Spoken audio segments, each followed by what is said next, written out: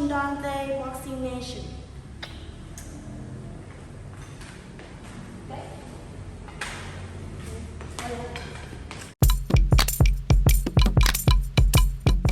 Hey, I'm gonna record all the negotiations so you guys don't make no headlines saying I'm ducking. If he want it, let's get it. First of all, let me say this before we even get started. Whenever a boxer says, if he wants it, then we can do it, that's always a bad sign.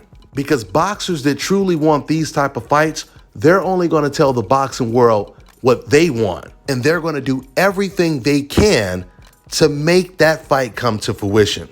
I mean, when you're hungry, you eat, right? You don't leave it up to someone else to feed you.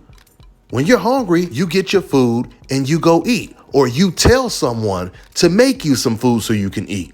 But what you don't do is sit there and starve and say, I'm going to leave it up to somebody to give me some food. If they want to feed me, they can.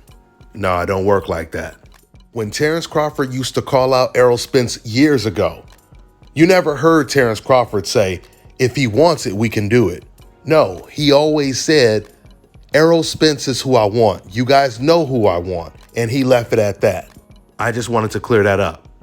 And also, the image that you guys are looking at right here, where you see it says Gervonta Davis versus Ryan Garcia, USA versus Mexico. It was a Mexican channel that put this graphic together. The name of the channel was Boxeo Mex. I bring this point up because there were some Mexican fans in my last video saying that Ryan Garcia, because he doesn't really speak Spanish. Some Mexican people don't even consider him as Mexican. But when you go watch a Ryan Garcia fight, you'll notice everyone in the crowd is Mexican. And we all know that if Ryan Garcia is fighting against Gervonta Tank Davis or any black fighter, all of the Mexicans are going to be rooting for Ryan Garcia. Speaking Spanish is going to be the last thing on a Mexican fan's mind when he's watching a fight like that. You know, it's so funny because Aki tells me, like some Mexican fans, they'll be saying to him, they won't disagree with anything he says. They don't disagree with the truth. But they'll just say to him, man, I just don't understand why you're saying these things. I mean, you look Mexican. Why are you saying these things? See, they didn't even care if he was Mexican. Just him looking Mexican was enough. They didn't care if he spoke Spanish. They felt if you look Mexican, you should dislike black people as much as we do. At least this is what the racist Mexicans were saying. We all know deep down what you're saying is true. But because you look Mexican, why aren't you on code with us? You know, I remember when Oscar De La Hoya, when he was young, undefeated, and on the rise, he would get booed by some Mexican fans. But the ladies, they loved him. And I remember Bob Arum, he was asked this question. He was asked, what's your thoughts on some of the Mexican fans booing Oscar De La Hoya? And Bob said, as soon as Oscar De La Hoya starts fighting against the black fighters and all the other non-black fighters, all of those Mexican fans are going to come together to support Oscar De La Hoya. And that is exactly what they did. And every single time Oscar De La Hoya fought, you would see Mexican flags being waved in the crowd, which is exactly why this Mexican Spanish-speaking YouTube channel, Boxeo Mex, put this image together and is promoting this fight as USA versus Mexico. Okay, so with that out the way, let's get into this video. Dante's Boxing Nation, what's going on, guys? Now, in this story that I'm about to report right now, is sad and comical all at the same time. At Ryan Garcia's expense, of course. So the night of the fight, Ryan Garcia, he's in his dressing room getting ready to fight Javier Fortuna, right? He decides to call up Julio Cesar Chavez Sr. on FaceTime with all the DAZN cameras surrounding him and filming the conversation. Ryan basically calls him to get words of encouragement from the legendary Julio Cesar Chavez, and Chavez just basically tells him to keep his hands up. Don't leave your hands down, keep your hands up. That's pretty much all Chavez said to him. Chavez gets off the phone with Ryan Garcia and then admits that he didn't even bother to watch the fight. He didn't watch the fight at all.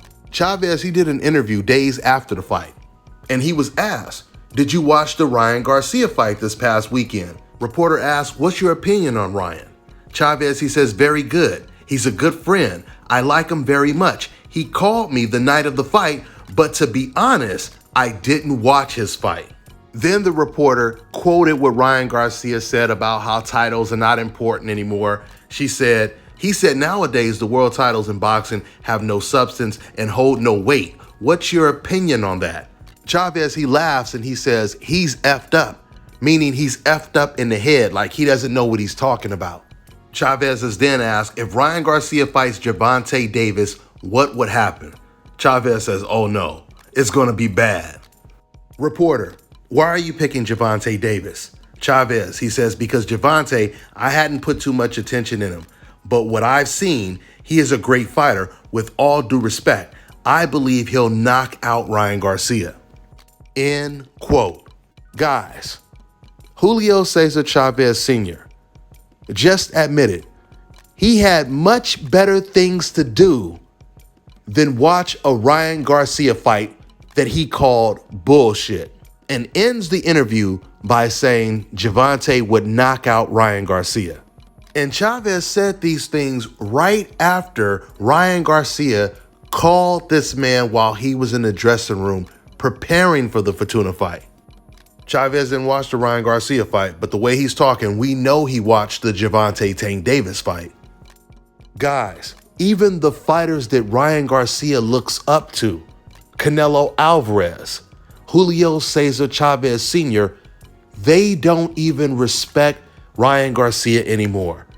And it's because of the way he's been moving in the sport of boxing. And this is the reason why Ryan Garcia's tickets were on sale for $26 when he fought against Javier Fortuna. The same tickets that were on sale for $26, they were like $300 when it came to the Gervonta Tank Davis versus Romero fight.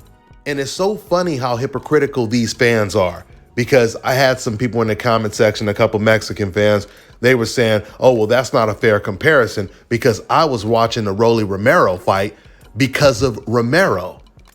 But when the fight was announced, these are all the same fans that was saying this fight was a cherry pick. Gervonta is fighting a bum. He's not fighting anyone. Now, all of a sudden, the truth comes out and they're admitting that they thought Romero had a chance because they like Romero's confidence. And that right there, guys, is the genius of Floyd Mayweather, Al Heyman, and the team putting Gervonta up against another undefeated Latino fighter. This is why Floyd Mayweather made a career fighting Mexican fighters on Mexican holidays, because Floyd Mayweather knew the closer we would get to those fights, the more the Mexican pride would start to kick in. And Mexican fans would really start believing by watching the promotion, by seeing the Mexican fighter's confidence. Man, he's going to do it. He's really going to win. Now, see, they don't reveal this kind of stuff. They don't tell other people that's not Mexican this. They don't tell people, yeah, you know what? I think the Mexican is going to win, man. I mean, he's got that confidence. He's got that Mexican pride. I think he's going to pull off the upset. But when they talk to other people that's not Mexican, they're going to say, oh, this is a cherry pick. Oh, you know, Floyd Mayweather is taking another easy fight, because they're already trying to get their excuses ready just in case that Mexican pride is not enough for their charge to win. So when some Mexican fans say, oh, well, I only watched it because of Romero, I didn't watch it because of Gervonta Tank Davis. Yeah, what you're admitting is you only watched that fight because you were praying that this guy would beat Gervonta Tank Davis. And that is exactly what promoters are supposed to do. They're supposed to put fighters in the ring against guys that you fans think has a real legit chance of pulling off the win. And that's exactly what you fans meant when you said you watched the fight because of Romero. And see, guys, this is the best thing about the whole truth. Everything you say can actually be proven. We can find out if you know what you're talking about or not. Because when you say, oh, well, you know, the success of the Gervonta Romero fight was because of Romero, then that means that Rolly Romero's next fight should be just as successful as Gervonta's next fight, right? That means Rolly should be in the main event. Realistically, he should be on pay-per-view. And he should do numbers that are equivalent to Gervonta Tank Davis numbers in his next fight, which we know is not going to be the case. Now, getting back to Ryan Garcia and Julio Cesar Chavez. You know, guys, what Chavez just said right there, it told me that things are a lot worse for Ryan Garcia. I mean, I knew Ryan was out there looking extremely bad, but I didn't know he was looking that bad. And what this just told me is Ryan Garcia needs Tank Davis more than Tank needs him. Even though this is a huge fight, the fact that Ryan Garcia is being disrespected by his own peers, that means no one is respecting him. The fact that the tickets for that fight was on sale for $26 and the fight didn't even come close to selling out, it tells you there are a lot of fans out there that don't respect Ryan Garcia because Ryan has cried wolf so many times. You heard Ryan say, look, man, I'm going to record all the negotiations so people won't say that I ducked him, etc., etc. No matter what Ryan Garcia does to try to make himself look better, if this fight doesn't happen, Ryan will be blamed because he has cried wolf so many times in his career. Everyone already knows that Gervonta wants this fight. Everyone already believes, including Ryan's own peers. They all believe that Gervonta will knock out Ryan Garcia. So the only way Ryan Garcia is going to get these boxing fans and all of these legendary champions respect is by taking this fight. And Ryan, he can't pull off the whole, oh, I'm at 140 now. You know, Gervonta has to come to 140 and fight me. Because Ryan wasn't saying this before the Javier Fortuna fight. He started saying all of this after the fight. Ryan has been calling out Gervonta for years now. Well, we can't even say calling him out. He's been using his name for years now.